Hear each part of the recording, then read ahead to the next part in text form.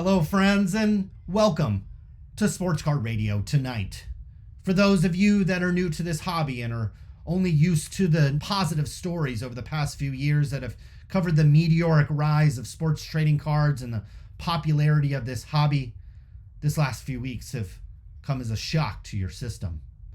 Influencers here on YouTube, many of whom were only back collecting cards for a few months, pretended to be experts in analyzing a card market that was simply being propped up by stimulus checks and government handouts. For many of you that are new or just recently back into this hobby, the scams, scandals, and shadiness might come as a surprise. Cards are your safe place. Cards only go up in value. Card companies like PSA, Beckett, Baseball Card Exchange, Mealy Pops, and Card Collector 2 are often admired and even glorified. To use the words of Michael Rubin, owner of the Philadelphia 76ers and Fanatics, which now owns Topps Trading Cards, I quote, "The card business has grown a lot by luck, not by strategy, to grow the business." That's what a billionaire said on national TV about the guys many people in this hobby put on a pedestal. Imagine what he's saying behind your back. For those of you that have followed Sports Card Radio, now in our 14th year covering trading card news, we don't conduct interviews or prop up people who run businesses in this hobby for that exact reason. Very few are actually impressive, and most will eventually fail their customers in this hobby. Luckily for many of these amateur businessmen, the sports trading card market is full of collectors who need more assistance than a senior citizen does at a nursing home. Collectors need someone to tell them what to buy, how much to pay, and what condition that card is in. If they are told to grading card, they have to be told what grading card company to send that card to. And when they are ready to actually grade that card someone told them to buy, they have to find someone that will send that card to the grading card company.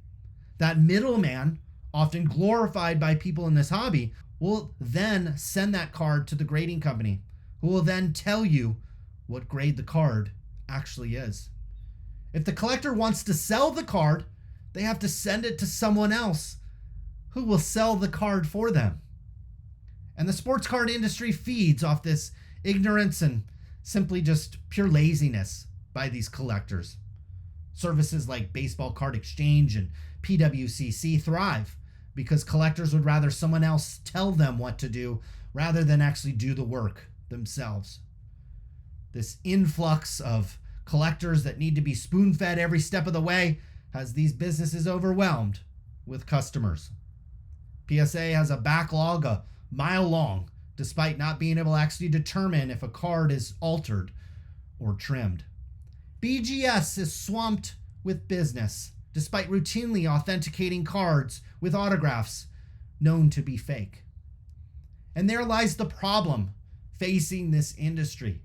You've got naive collectors overwhelming untalented people with business.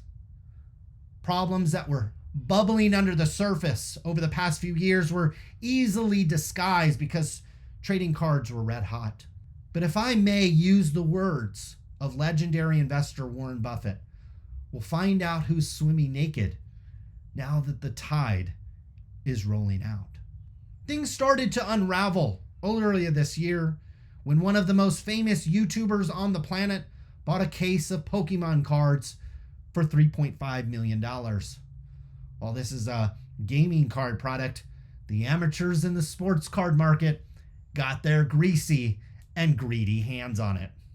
The case was purchased by a card shop owner named Jamil Mohammed of Mealy Pops, who convinced Baseball Card Exchange to wrap it, which oddly was the first Pokemon card case the company has ever authenticated. Funny how the good old boy network in the sports card business and a couple of dollars can turn anyone into an expert. Actual experts in Pokemon cards and sealed cases needed to do less than 30 minutes of internet research to determine the case was likely not authentic.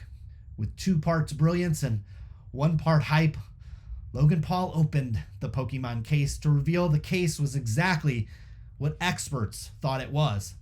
a poor replica that only fooled the most gullible of sports trading card experts that have even more gullible collectors propping them up as hobby heroes. A week later, the hobby was rocked again, this time by a hero in a half shirt.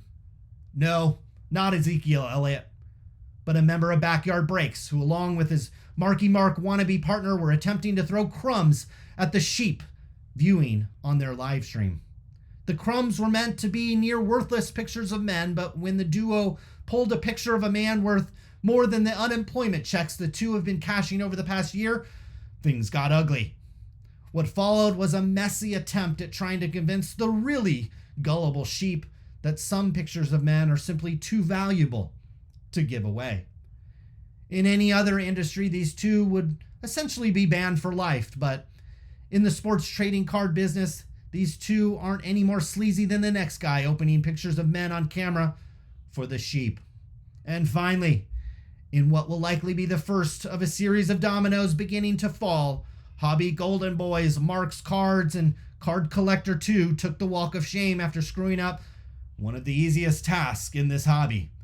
You see, only a really bad businessman can screw up being a middleman. You literally don't even have a business to screw up since you're just a middleman.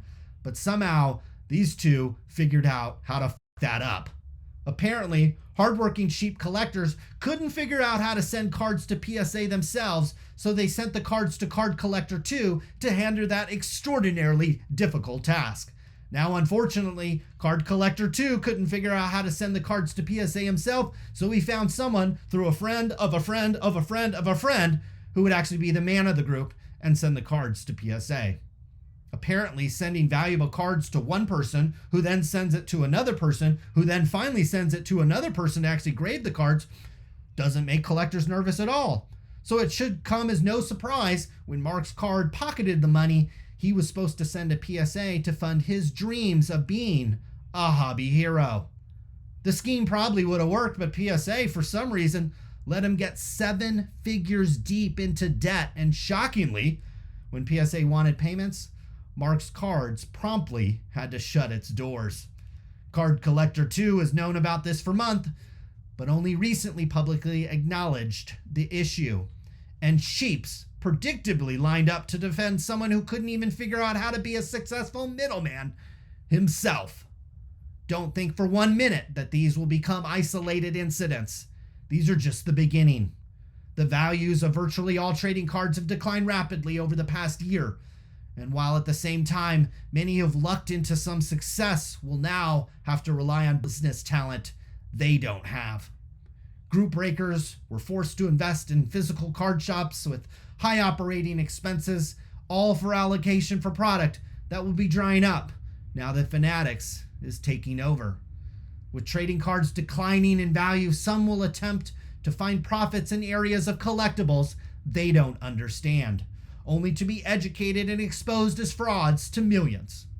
Others who pranced around card shows with camera crews will quickly shut their doors after the house of cards they built collapsed due to greed and stupidity. Collectors will have a choice as we move into this new age collecting. Herd with the sheep and trust everyone with a few hundred Instagram followers and a company logo on a polo shirt, or learn to trust yourself and no one else. The easy decision is what most will choose. That's why the scams, scandals, and shadiness are just beginning.